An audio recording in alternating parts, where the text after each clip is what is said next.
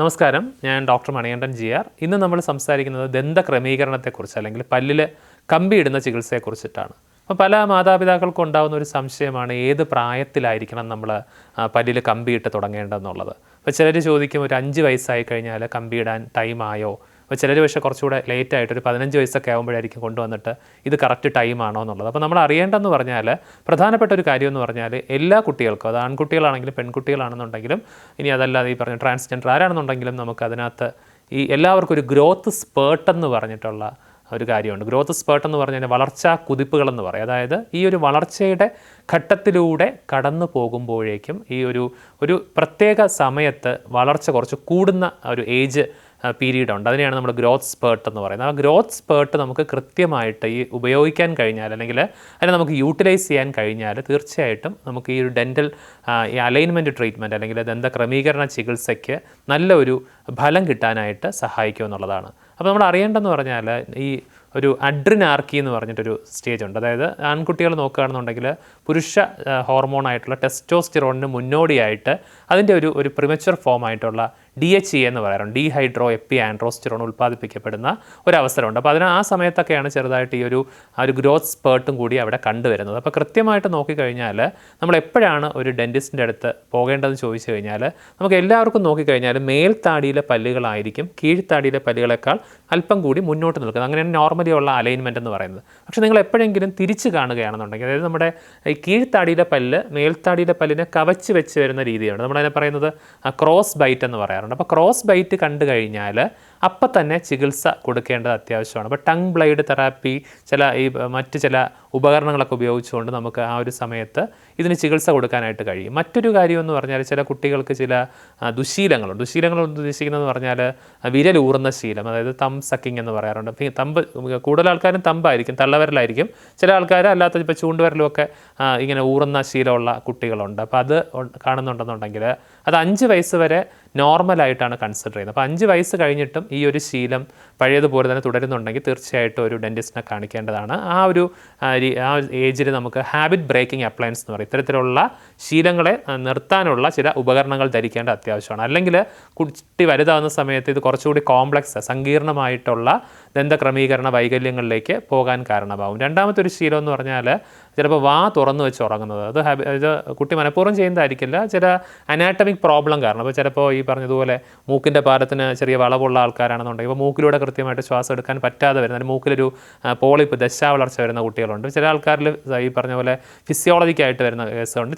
ചുരുക്കം ചില ആൾക്കാരിൽ ഹാബിച്വലായിട്ടും ഒക്കെ ഒരു ശീലം പോലെയും വരുന്ന ആൾക്കാരുണ്ട്. അപ്പോൾ അത്തരത്തിൽ വാ തുറന്നു വെച്ച് ഉറങ്ങുന്നത് ശ്രദ്ധയിൽപ്പെടുകയാണെന്നുണ്ടെങ്കിൽ തീർച്ചയായിട്ടും അതും നമ്മൾ ആ ഒരു സ്റ്റേജിൽ അഡ്രസ്സ് ചെയ്യേണ്ടത് അത്യാവശ്യമാണ്. മറ്റൊന്നാണ് സ്ഥിരമായിട്ട്, സാധാരണ നമ്മൾ പരീക്ഷയൊക്കെ വരുമ്പോൾ കാണാറുണ്ട് നഖം കടിക്കുന്നത്, ടെൻഷനൊക്കെ വരുന്ന സമയത്ത് അത് സ്ഥിരമായിട്ട് നഖം കടിക്കുകയോ അല്ലെങ്കിൽ ചുണ്ട് കടിക്കുകയോ ഒക്കെ ചെയ്യും. Lip biting, nail biting.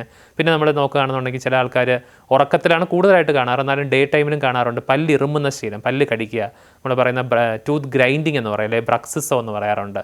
പിന്നെ ചില ആൾക്കാർ കുട്ടികൾ നോക്കുമ്പോൾ അടയ്ക്കുന്ന സമയത്തൊക്കെ അറിയാതെ നാവ് കൊണ്ട് പല്ലിനെ തള്ളുന്ന ശീലമുണ്ട്, ടങ് ത്രസ്റ്റിംഗ് എന്ന് പറയും. അപ്പോൾ ഇത്തരത്തിലുള്ള എന്തെങ്കിലും ഒരു ശീലം കുട്ടികളിൽ കാണുന്നുണ്ടെങ്കിൽ തീർച്ചയായിട്ടും ഒരു അഡോളസൻ്റ് സ്റ്റേജ് വരെ കാത്തിരിക്കേണ്ട ആവശ്യമില്ല. ഇത് കണ്ട മാത്രയിൽ തന്നെ ഹാബിറ്റ് ബ്രേക്കിംഗ് അപ്ലയൻസ് ഉപയോഗിച്ച് ചികിത്സിക്കേണ്ടതാണ്.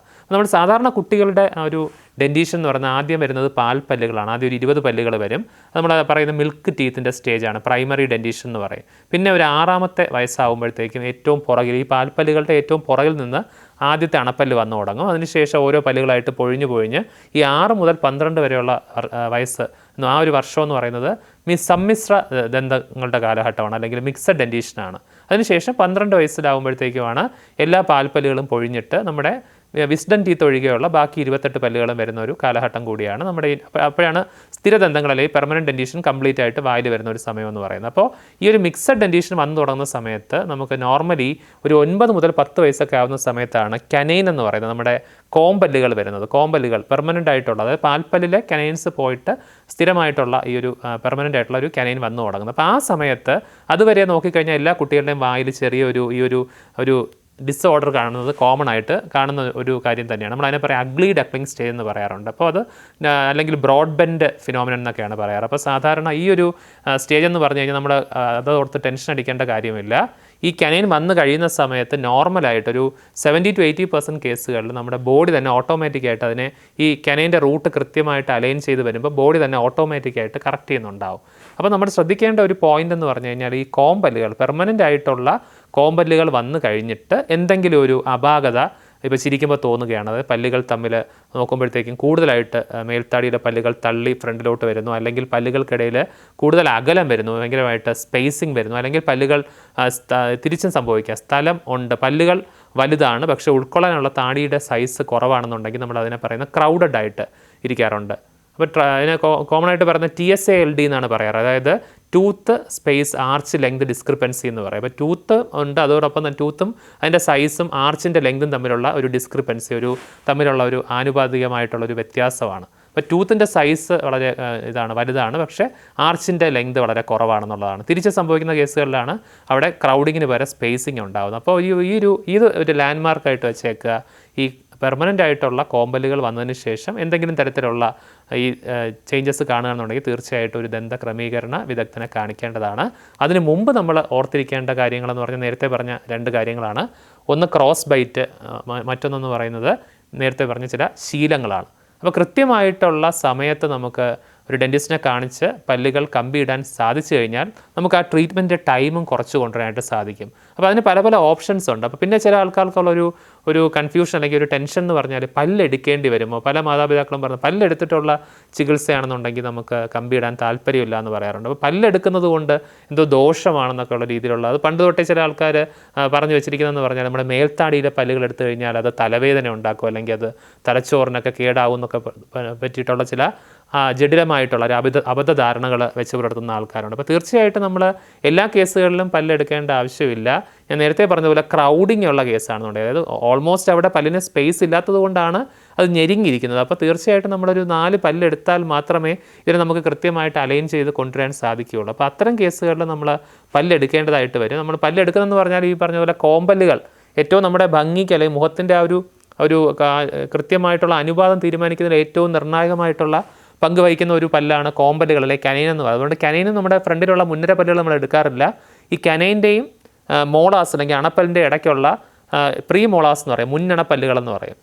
ആ പ്രീമോളാസാണ് നമ്മൾ ആ രണ്ട് പ്രീമോളാസ് നമുക്ക് ഓരോ വശങ്ങളിലും ഉണ്ട്. ആ 2 പ്രീമോളാറിൽ ഏത് വേണമെന്നുള്ളത് കൃത്യമായിട്ടുള്ള ആ ഓരോ കേസ് ഇൻഡിവിജ്വൽ ആയിട്ടുള്ള കണ്ടീഷൻ അനുസരിച്ചിട്ട് തീരുമാനിച്ചിട്ടാണ് എടുക്കാറ്. പക്ഷേ സ്പേസിംഗ് ഉള്ള നേരത്തെ പറഞ്ഞ പോലെ സ്പേസിംഗ് ഉള്ള കേസ് ഉണ്ടാവും, അതായത് വലിയ വായും ചെറിയ പല്ലുമുള്ള ആൾക്കാരുണ്ടാവും. അപ്പോൾ അങ്ങനെയുള്ള ആൾക്കാർ നോക്കുമ്പോഴത്തേക്കും ഈ പല്ലുകൾക്കിടയിൽ വിടവുകൾ ധാരാളം ഉണ്ടാവും. അപ്പോൾ അത്തരത്തിൽ വിടവുകളുള്ള ആൾക്കാർക്ക് നമ്മൾ പല്ലെടുത്ത് ചികിത്സിക്കേണ്ട ആവശ്യമില്ല.